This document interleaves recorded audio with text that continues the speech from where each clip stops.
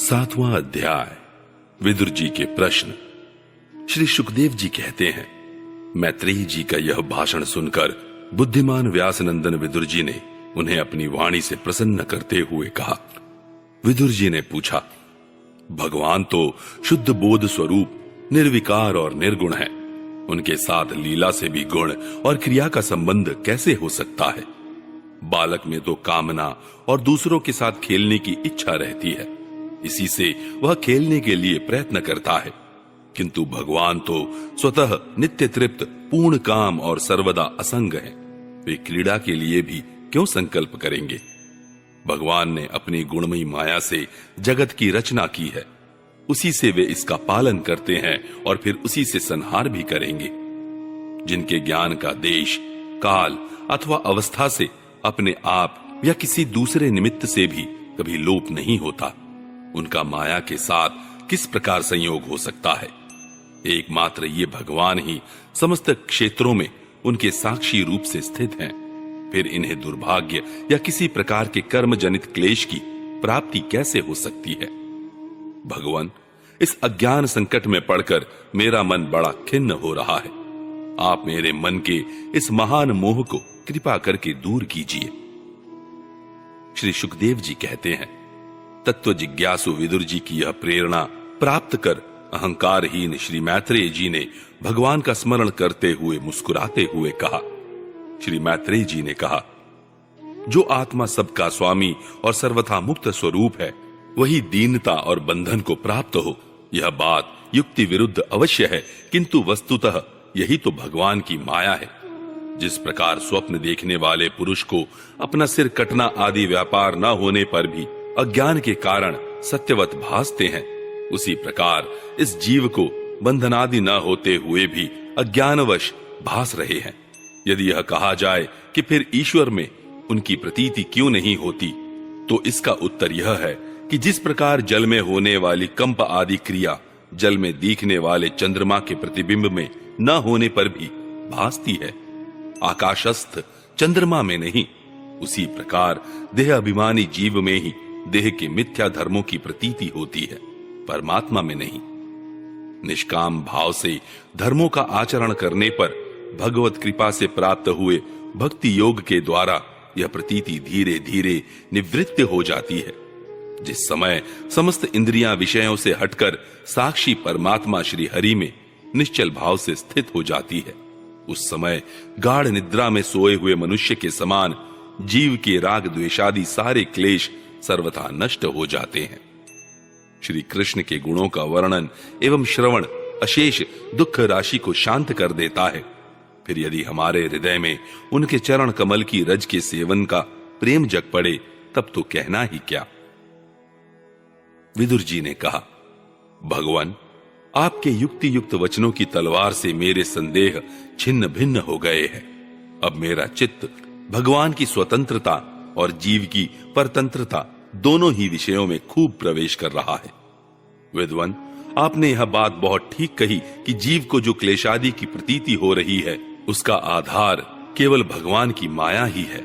वह क्लेश मिथ्या एवं निर्मूल ही है, क्योंकि इस विश्व का मूल कारण ही माया के अतिरिक्त और कुछ नहीं है। इस संसार में दो ही प्रकार के लोग सुखी हैं, या तो जो अत्यंत मूढ़ हैं, या जो बुद्धि आदि से अतीत श्री भगवान को प्राप्त कर चुके हैं। बीच की श्रेणी के संशयापन्न लोग तो दुख ही भोगते रहते हैं। भगवान, आपकी कृपा से मुझे यह निश्चय हो गया कि ये अनात्म पदार्थ वस्तुतः है नहीं, केवल प्रतीत ही होते हैं। अब मैं आपके चरणों की सेवा के प्रभाव से उस प्रतीति को भी हटा दूंगा। इन श्री चरणों की सेवा से नित्य सिद्ध भगवान श्री मधुसूदन के चरण कमलों में उत्कट प्रेम और आनंद की वृद्धि होती है, जो आवागमन की यंत्रणा का नाश कर देती है। महात्मा लोग भगवत प्राप्ति के साक्षात मार्ग ही होते हैं। उनके यहां सर्वदा देव देव श्री हरि के गुणों का गान होता रहता है। अल्प पुण्य पुरुष को उनकी सेवा का अवसर मिलना अत्यंत कठिन है। भगवान, आपने कहा कि सृष्टि के आरंभ में भगवान ने क्रमशः महदादि तत्व और उनके विकारों को रचकर फिर उनके अंशों से विराट को उत्पन्न किया, और इसके पश्चात वे स्वयं उसमें प्रविष्ट हो गए। उन विराट के हजारों पैर, जांघें और बाहें हैं। उन्हीं को वेद आदि पुरुष कहते हैं। उन्हीं में ये सब लोग विस्तृत रूप से स्थित हैं। उन्हीं में इंद्रिय, विषय और इंद्रियाभिमानी देवताओं के सहित 10 प्रकार के प्राणों का, जो इंद्रिय बल, मनोबल और शारीरिक बल रूप से 3 प्रकार के हैं, आपने वर्णन किया है। और उन्हीं से ब्राह्मणादि वर्ण भी उत्पन्न हुए हैं। अब आप मुझे उनकी ब्रह्मादि विभूतियों का वर्णन सुनाइए, जिनसे पुत्र, पौत्र, नाती और कुटुंबियों के सहित तरह तरह की प्रजा उत्पन्न हुई और उससे यह सारा ब्रह्मांड भर गया। वह विराट ब्रह्मादि प्रजापतियों का भी प्रभु है। उसने किन किन प्रजापतियों को उत्पन्न किया तथा सर्ग, अनुसर्ग और मनवंतरों के अधिपति मनुओं की भी किस क्रम से रचना की। मैत्रेय जी, उन मनुओं के वंश और वंशधर राजाओं के चरित्रों का, पृथ्वी के ऊपर और नीचे के लोकों तथा भूरलोक के विस्तार और स्थिति का भी वर्णन कीजिए तथा यह भी बताइए कि तिर्यक, मनुष्य, देवता, सरीसृप और पक्षी तथा जरायुज, स्वदेज, अंडज और उद्भिज, ये 4 प्रकार के प्राणी किस प्रकार उत्पन्न हुए।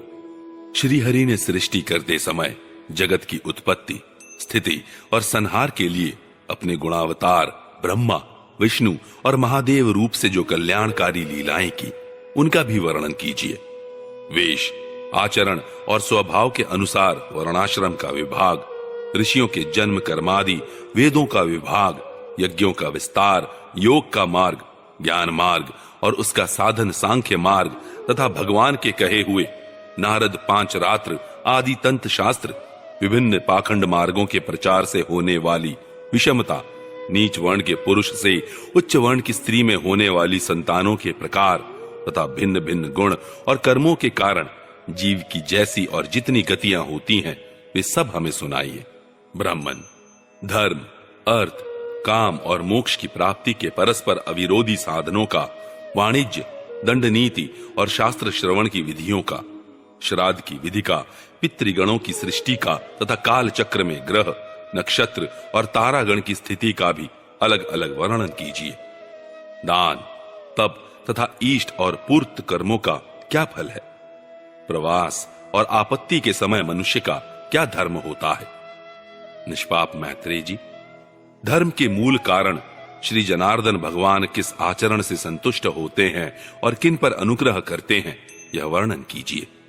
द्विजवर, दीन वत्सल गुरुजन अपने अनुगत शिष्यों और पुत्रों को बिना पूछे भी उनके हित की बात बतला दिया करते हैं। भगवान, उन महदादि तत्वों का प्रलय कितने प्रकार का है तथा जब भगवान योग निद्रा में शयन करते हैं तब उनमें से कौन कौन तत्व उनकी सेवा करते हैं और कौन उनमें लीन हो जाते हैं। जीव का तत्व, परमेश्वर का स्वरूप, उपनिषद प्रतिपादित ज्ञान तथा गुरु और शिष्य का पारस्परिक प्रयोजन क्या है। पवित्रात्मन, विद्वानों ने उस ज्ञान की प्राप्ति के क्या क्या उपाय बतलाए हैं, क्योंकि मनुष्यों को ज्ञान, भक्ति अथवा वैराग्य की प्राप्ति अपने आप तो हो नहीं सकती। ब्राह्मण, माया मोह के कारण मेरी विचार दृष्टि नष्ट हो गई है। मैं अज्ञ हूं, आप मेरे परम सुहृद हैं, अतः श्री हरि लीला का ज्ञान प्राप्त करने की इच्छा से मैंने जो प्रश्न किए हैं उनका उत्तर मुझे दीजिए। पुण्यमय मैत्रेय जी, भगवत तत्व के उपदेश द्वारा जीव को जन्म मृत्यु से छुड़ाकर उसे अभय कर देने में जो पुण्य होता है, समस्त वेदों के अध्ययन, यज्ञ, तपस्या और दान आदि से होने वाला पुण्य उस पुण्य के 16वें अंश के बराबर भी नहीं हो सकता।